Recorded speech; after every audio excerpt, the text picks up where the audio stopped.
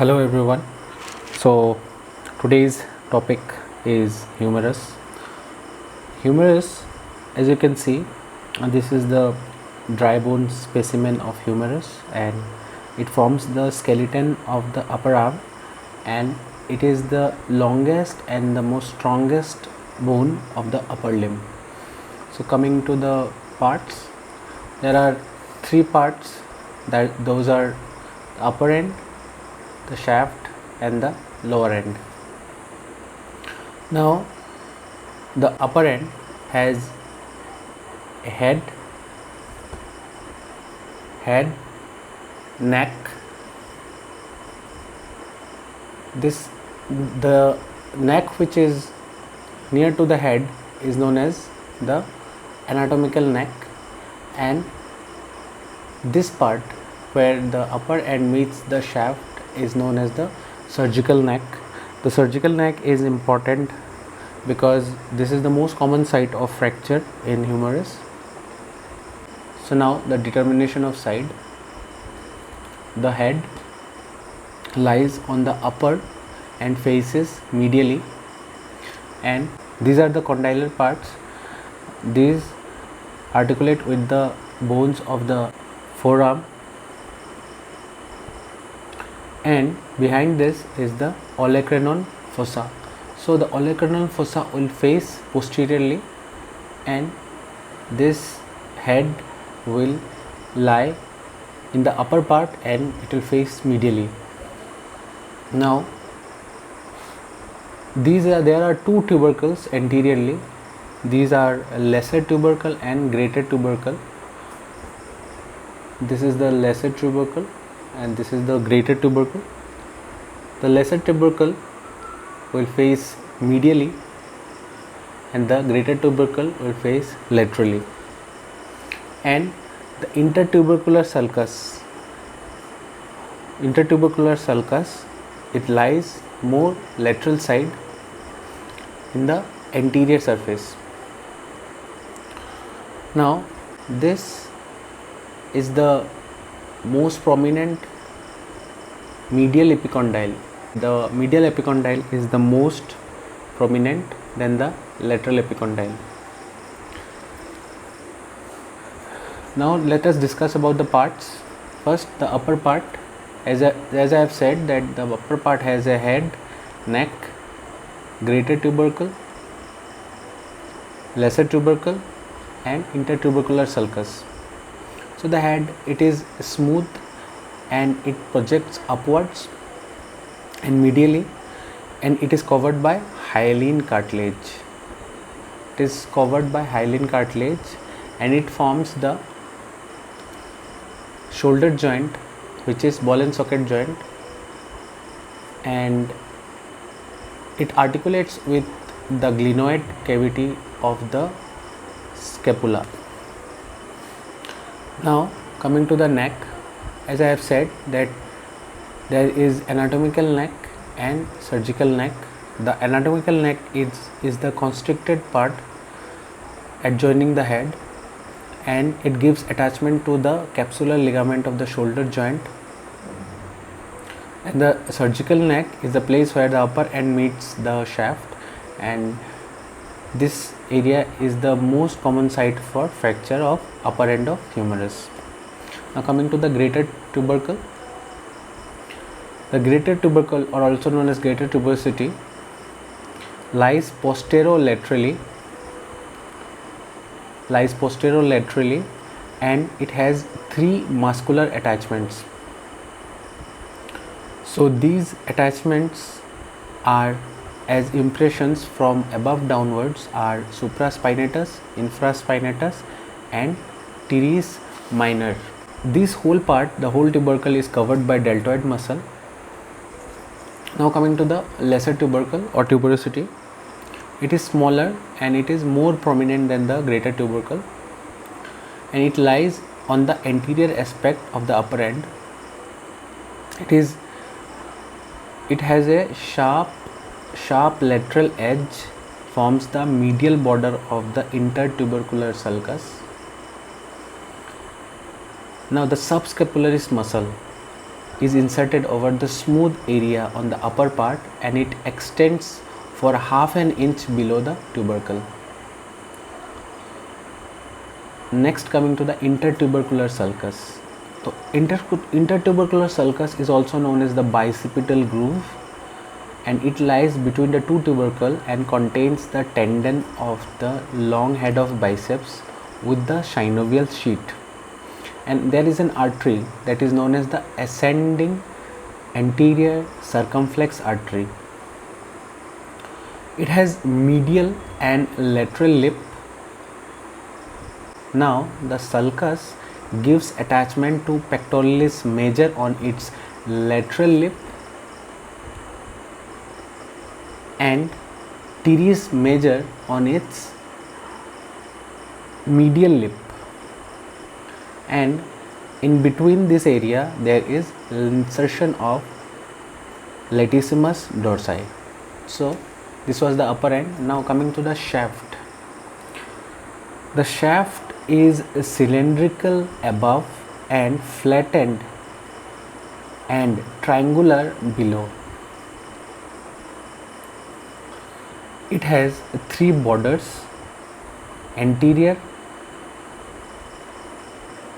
lateral and medial border, and three surfaces, that is anteromedial, in between the anterior and the medial border, anteromedial; the anterolateral, that is in between the anterior and the lateral border, and a posterior surface. Now coming to the anterior border. So the anterior border begins below the greater tubercle. See, it begins from below the greater tubercle and it runs downwards. It ends almost at the lower end. Now coming to the lateral border. The lateral border begins from the posterior surface. The lateral border begins from the posterior surface and it ends below near the lateral epicondyle. It has an ill-defined upper part and the middle part is also ill-defined, but it has a very prominent lower part. This lower part above the lateral epicondyle, this part is known as lateral supracondylar line.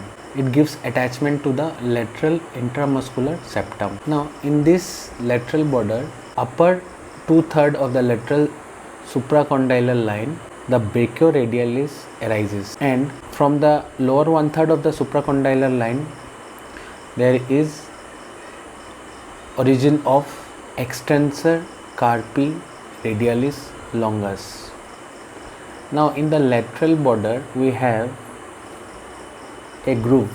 This is the sulcus for radial nerve. Now coming to the medial border, it begins from the lower end of the lesser tubercle and ends below near the medial epicondyle. It forms the medial lip of the intertubercular sulcus, then becomes indistinct and again becomes prominent at its lower part. This part is known as medial supracondylar line. It gives attachment to the medial intermuscular septum. Now there is a rough surface or rough impression just below the middle of this border, and the coracobrachialis muscle is attached here. Now coming to the surfaces. First is the anterolateral surface. Anterolateral surface, here in this area, in the anterolateral surface there is a V-shaped tuberosity known as the deltoid tuberosity, where the deltoid muscle is inserted, and below this tuberosity there is brachialis muscle inserted. Now the anteromedial surface. The anteromedial surface lies between the anterior and the medial border, and it has the nutrient foramen.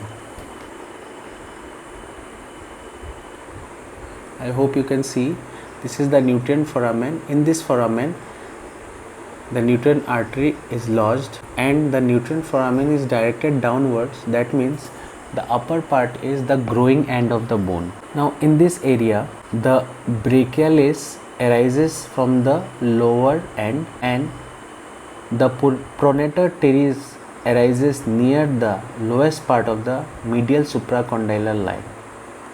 Now coming to the posterior surface. The posterior surface lies between the medial and lateral border. It lies between the medial and the lateral border. There is a faint oblique ridge in the upper part of the surface. There is a radial groove, that is a spiral groove, that is also known as the sulcus of radial nerve. It lies below the medial to the faint oblique ridge, and it runs downwards laterally and reaches the middle of the lateral border. Lateral head of triceps brachii arises from the oblique ridge, and the medial head of triceps brachii arises from the smooth surface below the radial groove. The long head arises from the infraglenoid tubercle of the scapula, and the radial groove contains the radial nerve and the profunda brachii artery and its branches. Now coming to the lower end. The lower end has articular parts and non-articular parts. The articular part is the capitulum. This smooth part is the capitulum, and this raised part is known as the trochlea. These two parts are the articular part. The capitulum is rounded and convex, and it lies laterally to the trochlea, and it articulates with the upper surface of the head of radius, and it is covered by hyaline cartilage. Now the trochlea is a pulley shaped structure. It lies medially and it articulates with the trochlear notch of the ulna when the elbow is fully extended. Now the non-articular parts. The non-articular parts are the medial epicondyle, the lateral epicondyle, the olecranon fossa, the coronoid fossa. The coronoid fossa above the trochlea, the coronoid fossa, and the radial fossa above the capitulum. Now from the medial epicondyle, it is the most prominent blunt projection, and it has a shallow sulcus on its posterior surface where the ulnar nerve passes. Now it gives origin to the superficial group of the flexor muscles of the forearm, and in its inferior surface it gives attachment to the ulnar collateral ligament. Now the lateral epicondyle here is rough projection, and it gives origin to the supinator muscle and the superficial group of the extensor muscle of the forearm, and the attachments are extracapsular. Now another muscle comes from the posterior surface is the anconeus. Now the olecranon fossa. The olecranon fossa is deep and sometimes it may be perforated. Coronoid fossa, it is small, hollow, lying just above the trochlea on the anterior aspect, and it lodges the anterior margin of the coronoid process of ulna when the elbow is fully flexed. Now the radial fossa. The radial fossa is a small depression lying lateral to the coronoid fossa and above the capitulum. It lodges the head of the radius when elbow is fully flexed. Now the applied importance. The applied importance is first the dislocation of shoulder is common because of the capsule is loose, and the size of the head is very large in comparison to the shallow glenoid cavity. The fracture is most common in the surgical neck, and it can damage the axillary nerve. The rest, the fracture of the lower end is known as the supracondylar fracture, which may damage the ulnar nerve, and the fracture of the shaft may damage the radial nerve. So this is the humerus bone. In this particular bone, the olecranon fossa should face posteriorly, and the head of the humerus should face laterally and posteriorly. So this turns out to be the left sided. It is very easy to identify the side of this bone because the olecranon fossa faces posteriorly and the head of the humerus faces medially. and the medial epicondyle is more prominent than lateral epicondyle.